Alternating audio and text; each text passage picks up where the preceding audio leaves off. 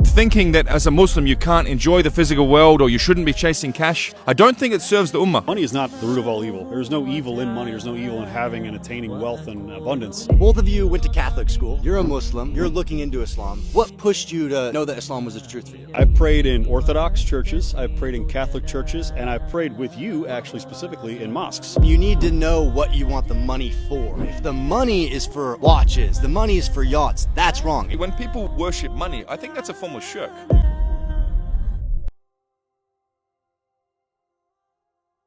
Both of you went to Catholic school. You're a Muslim. You're looking into Islam. What pushed you to know that Islam was the truth for you? Right, so 12 years of Catholic schooling, read the Bible many times before I even knew what the Quran was. But the way I view religions, all of them globally, it's humans' attempts to interpret the truth and understand how we're meant to live. What's the optimal way to live as a human and to think and conduct ourselves? You cannot debate that Islam has more clear guidance than any other faith. More day-to-day, broken down, this is how you live, this is how you act, whether it's business or combat or family duties, everything. If I want to run a business, for example, I don't want some broad, vague strategy document. I want clear checklists. I want do this, do that. Islam has given me that do this, do that in a level of specificity and clear guidance that Christianity just doesn't have, said with respect. And where are you at with your journey there, bro? Yeah, so I'm still discovering where I want to go with my journey, and it's a really great thing. But the cool thing that I'm in right now, technically, I'm Catholic, I guess. You know, I love the Bible, and I've read it several times. And I think he's a man, and Islam thinks the same thing. But here's the cool thing: I've prayed in Orthodox churches, I've prayed in Catholic churches, and I've prayed with you, actually specifically, in mosques. So what's the real difference here? We're all worshiping the same God. I think it's just a different kind of viewpoint here. And I think one builds on the other. And actually, if you do read the Quran, which I have several times, by the way, I read the Quran the first time in Catholic school, by the way. Interesting. It was very, very cool. And when I read it the first time, I said, oh, well, this kind of just builds on what the Bible was writing anyway. And this is why I'm so interested in it. This is why I love Islam as a religion and why I get along so well in the Middle East and with Muslims like you guys.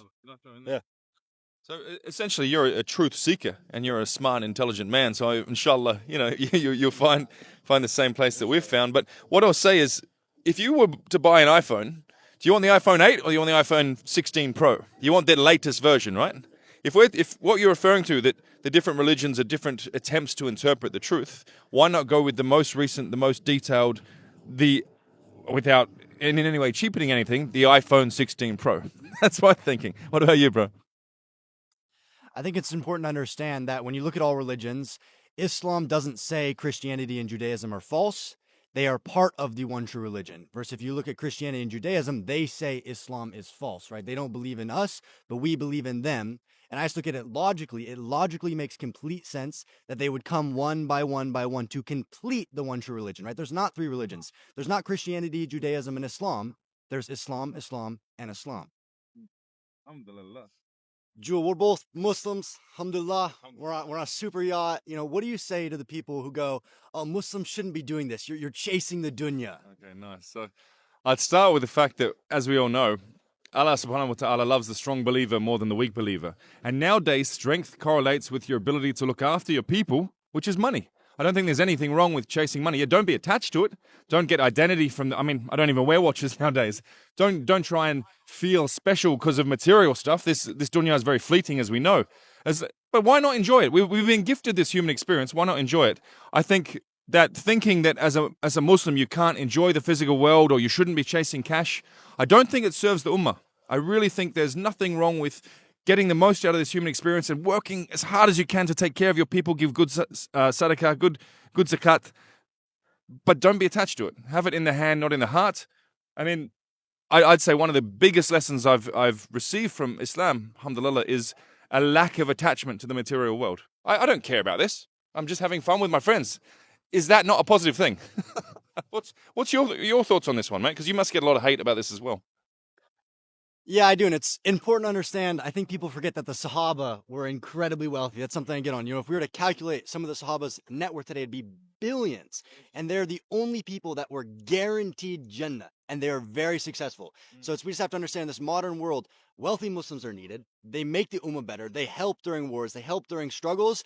And there's absolutely nothing in Islam that says being wealthy and spending your wealth to do things like this is wrong. You know, most successful people, they stay in their own groups. They don't really go out much. And you guys, you know, have been mates for about a year and a half now, come from different circles, both successful. How does a successful man go about finding the right brothers to surround himself with? It's a bit of a unique story with us. I believe in anti-networking at this point. I want less friends. So the fact that Tom and I have formed a really powerful brotherhood very quickly, I think it's capability-based. That's the main one. So I had an event coming up, weapons and tactics training event, needed a new trainer. Saw this man online, looked into him a bit, understood his background. I thought he'd be a good fit. And for the first time in, I think, 2 years since I retired from corporate, I said, we need to do a Zoom call. Because you need to have an actual, feel of who someone is. So everything clicked, and then it was like, all right, let's go and run this event together. Pretty high-speed event. Pushed the limits a bit, but everything went well. From that, you see a man's character. From doing something difficult and risk-based and challenging, that's when you can really judge a guy. Everyone has a nice interview face. Everyone talks a good game. You need to get out there and do some interesting things, ideally with a bit of risk involved. That's how you can see whether a brother's on the level. That would be my view. Yeah, I mean, the best way that I can say it really is that, once again, capability is number one, skill set number two, but being able to trust somebody and being able to do things that are hard, do things that are a little bit more high level, a little bit more intimate. You really get to know somebody when they get into a high level situation. And he and I feel like we've been friends for how long? 10 years, 20 years, maybe. I can trust him with my family. I can trust him with my kids. I can trust him with anything in my safety. Why is that? That is because we went high level right away. We trusted each other. And when it comes to networking, you have to go in with a group of people that you can actually develop a level of trust with. So I just asked my brother Canyon his age, and I had to ask him twice. He's 20. Brother, at the age of 20, I was crawling around in the mud getting shot at as a soldier. I didn't even know this sort of reality existed.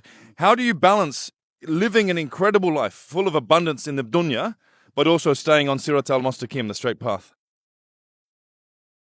I think you have to understand that Islam teaches balance, and life is like pendulums. We swing from side to side, and as long as you don't live in one extreme for too long, you understand that what we have right now is fleeting. You enjoy it, but you never make this monetary life that we have, this on a super yacht, the most important thing. It's all about priorities, right? On that, I see when people worship money, I think that's a form of shirk. You cannot put that ahead of God, really. You have something to say? Yeah, honestly, it's not money is not the root of all evil. There's no evil in money. There's no evil in having and attaining wealth and abundance. It's the love of it. The love of it and making this more important than what your works are, than what your vision is, than what you do for other people. That's where the evil comes in.